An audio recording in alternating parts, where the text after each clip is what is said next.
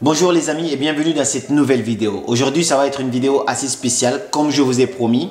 J'ai mis une barre de questions sur mon Instagram où vous avez posé toutes vos questions que je vais répondre progressivement. Voici toutes les questions, il y en a vraiment beaucoup. Je ne pourrai pas tout répondre, mais mon ami, il va faire une sélection. Il va prendre au choix une question, il me posera et je répondrai directement de façon instantanée. Il n'y a pas à réfléchir, c'est directement sur le coup. Donc voilà, je ne pourrai pas répondre à toutes vos questions, mais quand même, il y a pas mal de questions que je vais essayer de répondre pour ne pas être assez long. Et donc, c'est parti tout à l'heure. J'espère que vous êtes prêts. Ok Karamo, est-ce que tu es prêt pour la première question? Yes, let's go. Alors, il y a un de tes abonnés qui te demande pourquoi la colère finit par prendre le dessus comme la haine. Je pense que la colère ne prend pas le dessus, ni la haine non plus. Tout dépend en fait de la perception et de comment tu es prédisposé à ces émotions-là. Parce qu'en fait, nous sommes des êtres émotionnels. Et du coup, on a des émotions positives, négatives. Et comme le dit Napoléon Hill, tout ce sur quoi on se concentre s'amplifie. Du coup, quand tu as des émotions négatives à un moment et que tu te concentres uniquement sur ça, ça s'amplifie.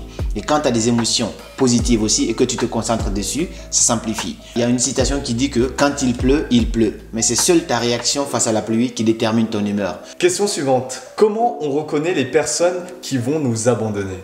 Il ne faut pas faire confiance à une personne qui passe son temps à parler du mal des autres devant toi. Parce que c'est sûrement la même chose que la personne fait quand toi non plus tu n'es pas là.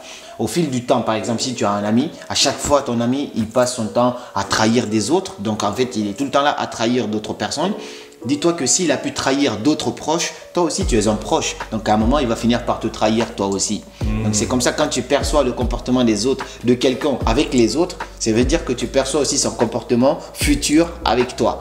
Donc je te méfie tout le temps des personnes qui sont infidèles, des amis infidèles par exemple. Aujourd'hui ils sont amis avec toi, demain ils sont amis avec tes ennemis ou quelqu'un d'autre. Quand tu perçois ça chez quelqu'un, le jour il sera ami avec toi, méfie-toi, garde toujours une part de méfiance. Ok, question suivante. Comment faire pour mieux se connaître? Ah, celle-ci, elle est intéressante. Ouais, elle est pas mal ça. Je connais un monsieur qui est expert dans la connaissance de soi.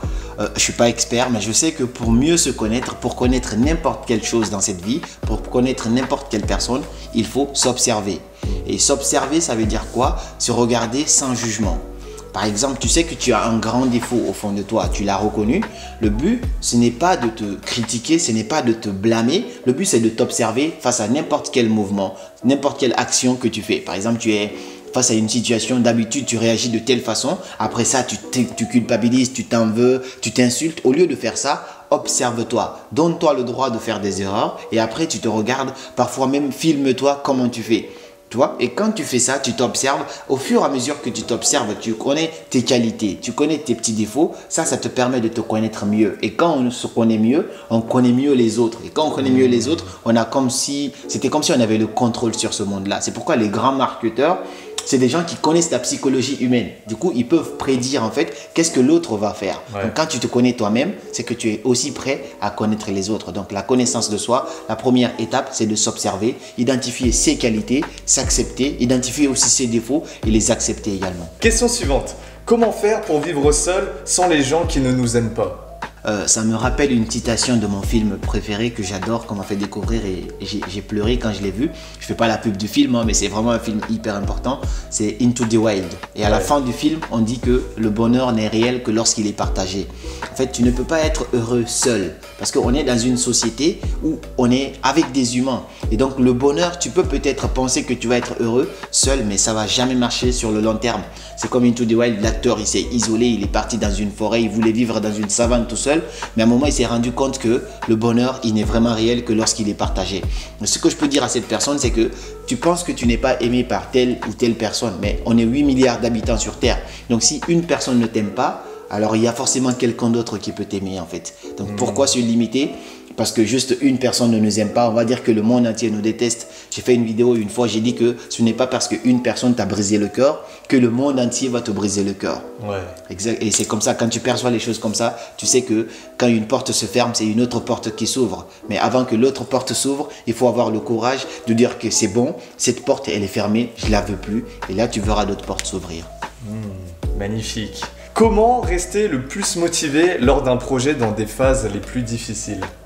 Ok, cette question, tu vois, il y a un petit problème dans la question, tu vois. Ok. Merci déjà à la personne qui a posé la question, mais à chaque fois qu'on utilise le terme motivé, il ne faut pas dire rester, tu vois.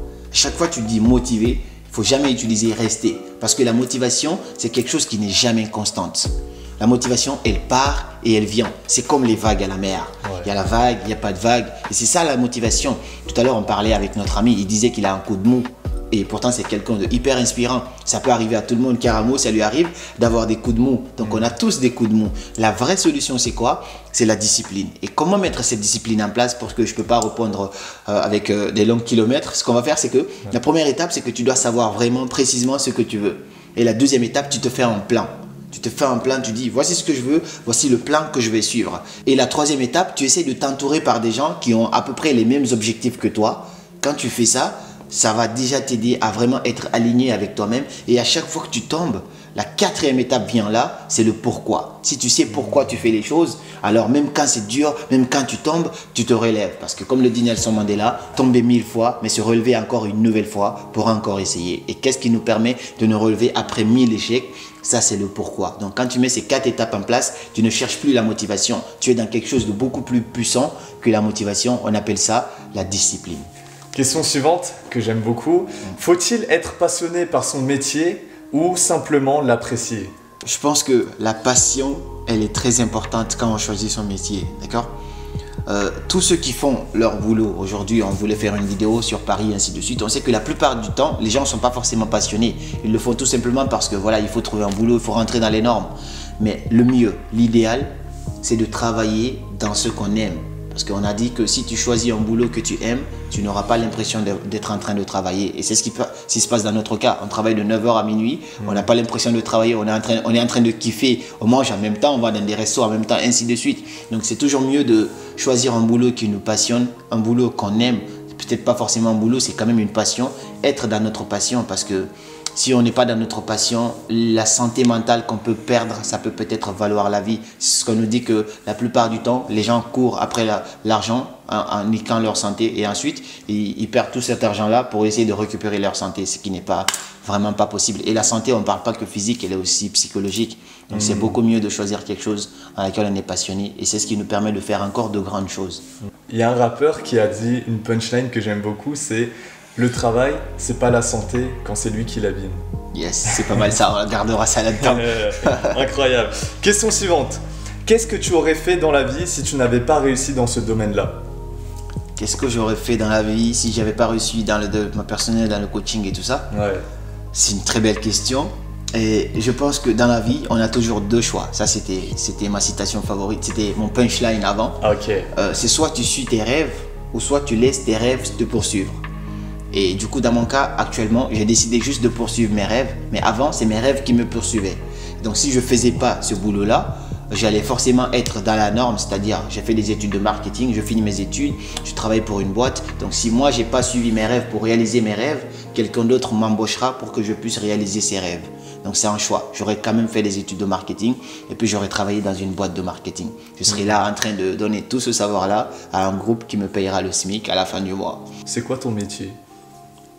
Je suis coach en développement personnel. J'aide les gens au quotidien à améliorer leur vie, à donner un sens à leur vie, à croire en eux, à croire en leurs rêves et puis à créer une vie inspirante. Je fais des conférences, je fais des vidéos, je fais un peu de tout, je fais des coachings privés, donc voilà ce que je fais. Okay, et puis surtout, je vis quoi. Un multimétier quoi. Yes, un multimétier dans un seul métier. Tu vois. Ok, c'est magnifique ça.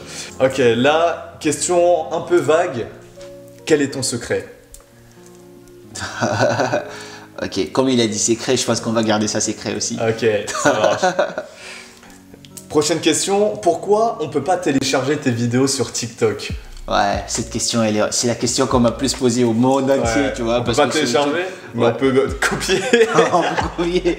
Ok, non, mais par contre, je pense que aujourd'hui, on a une université qui est grande, qui est ouverte pour tout le monde, accessible à tout le monde, qui s'appelle YouTube. D'accord? Et tu peux pas faire quelque chose, tu tapes sur YouTube, comment on fait ça? Donc parce qu'aujourd'hui, la plupart des gens qui vivent en Europe, tu peux pas télécharger leurs vidéos sur TikTok. Ça dépend des fonctionnalités, ça dépend de quel téléphone tu as. Et moi, tout est activé à moi de laisser ouvert, laisser apprendre, mais ça se prend pas. Donc qu'est-ce que tu fais? Il y a beaucoup qui ont compris. Tu copies le lien de la vidéo, tu vas sur un site qui s'appelle Snaptic, tu colles et puis voilà, tu colles le lien, tu télécharges la vidéo là-bas. Sinon, il y a plein d'autres astuces sur YouTube. Il faut juste taper, chercher et tu trouveras. Ouais. Donc, beaucoup me posent cette question, mais il suffit juste de taper la question que tu poses à Karamo, tu tapes ça à YouTube. C'est la meilleure université, elle te donnera la réponse. Et peu importe le téléphone que tu as, tu trouveras ta solution. Donc, c'est possible de télécharger mes vidéos. Ok, une question de quelqu'un d'assez envieux. Comment t'as fait pour avoir autant de succès? C'est un peu la même chose que quel est ton secret finalement. Par contre, par rapport au succès, j'ai pas l'impression d'avoir du succès, tu vois. Ok, Mais je ne me prends pas forcément au sérieux. Et je pense que j'ai besoin plutôt d'apporter de la valeur. Pour moi, c'est ce qui est vraiment important et c'est ce que mes parents aussi m'ont enseigné. J'ai pas besoin d'être quelqu'un de succès. Alors là, petit message pour vous les abonnés.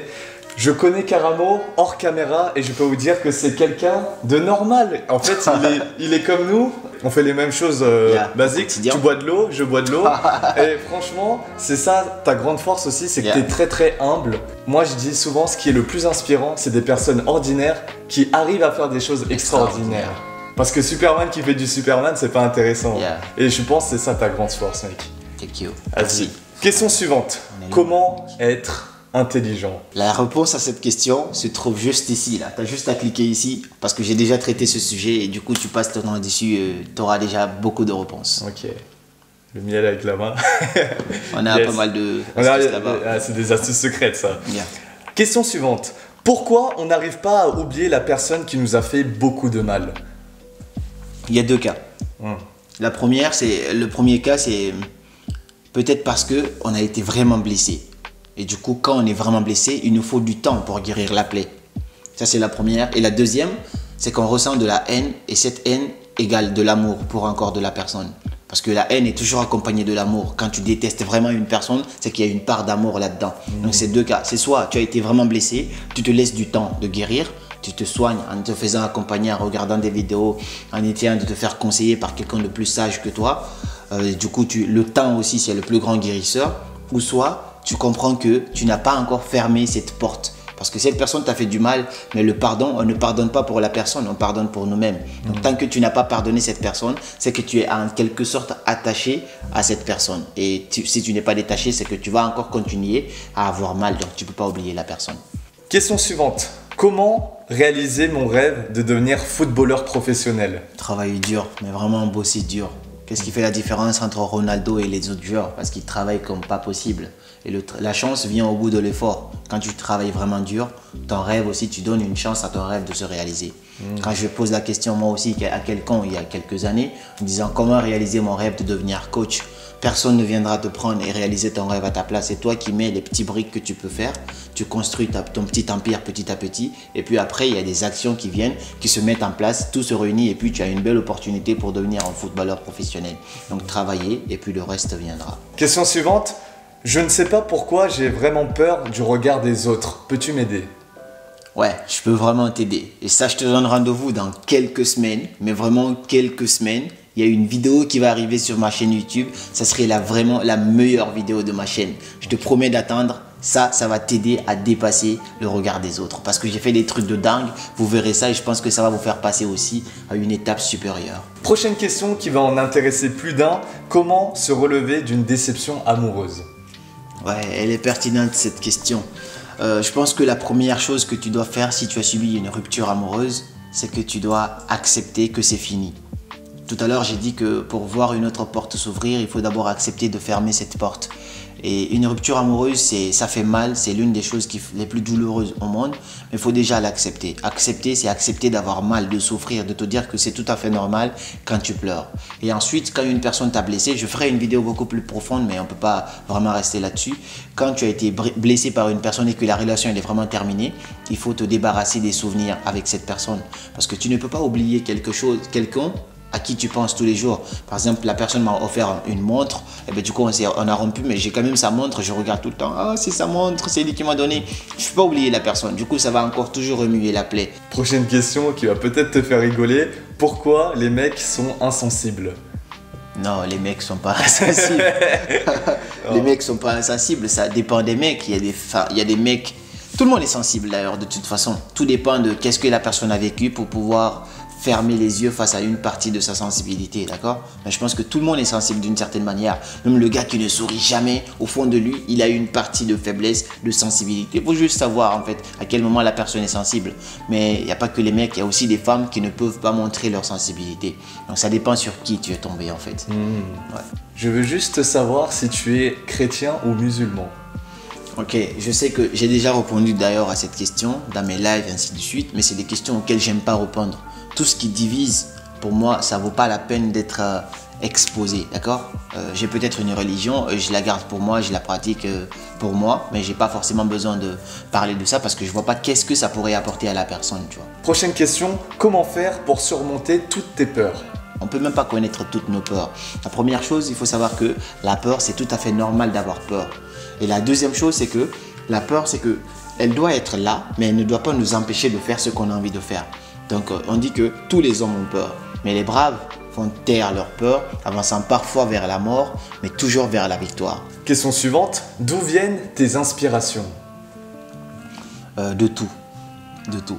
Parce que la première chose, comme j'ai dit, c'est la passion. Si tu es passionné par ton travail, tu es inspiré de n'importe quelle chose, comme Pablo Picasso qui peut être assis là, d'un seul coup il fait un dessin extraordinaire, il voit un oiseau, il fait un dessin extraordinaire.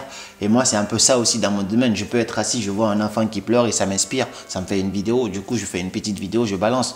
Sinon je peux être assis parce que j'ai côtoyé quelqu'un hier, on a parlé de quelque chose, ça m'inspire et du coup je fais une vidéo. Donc je m'inspire de tout, absolument tout. Tout le monde est un professeur en quelque sorte. Exactement. Ok, dernière question, comment être riche? Je pense que la richesse, c'est quelque chose que tu as en retour de quelque chose. C'est-à-dire que pour devenir riche, il faut apporter quelque chose aux autres pour qu'eux aussi ils puissent t'apporter quelque chose en retour. Donc la richesse, c'est comme le résultat de quelque chose. Je parle de la richesse légale, pas ceux qui vont braquer et tout ça, non. Je parle vraiment de la richesse légale. Dans mon cas, par exemple, je ne suis pas riche, hein, absolument. Mais quand j'ai commencé à gagner ma vie, ça dépend de quelque chose. Quand j'ai commencé à apporter aux autres, à apporter réellement aux autres, indirectement, j'ai commencé à bien gagner ma vie. Mais si j'étais là et que je voulais juste devenir riche, c'est comme ça, beaucoup de personnes ils commencent des business en ligne, ainsi de suite. Au bout de 2 mois, c'est le crash. Mais quand tu commences vraiment avec l'idée, je veux aider les gens, quand tu aides vraiment les gens indirectement, même sans le vouloir, même sans y penser, tu vas finir par gagner un moyen pour gagner de l'argent. Et comme le dit Steve Harvey, si quelque chose peut te faire gagner 1 euro, alors fais-le 10 fois. Tu le fais 10 fois, tu as 10 euros. Si tu sais comment gagner 10 euros, tu le fais 10 fois, tu as 100 euros, ainsi de suite. Et c'est comme ça que tu deviens millionnaire. Est-ce que tu as un mot pour conclure cette FAQ?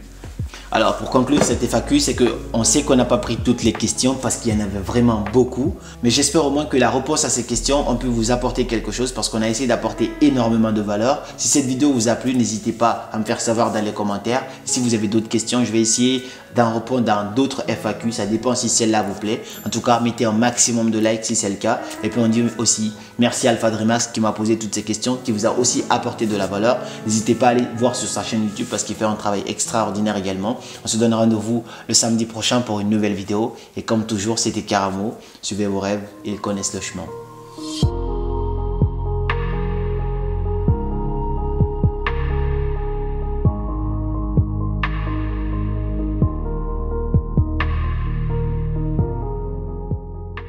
Question post-générique. Est-ce que tu es abonné à la chaîne d'Alpha Dreamers?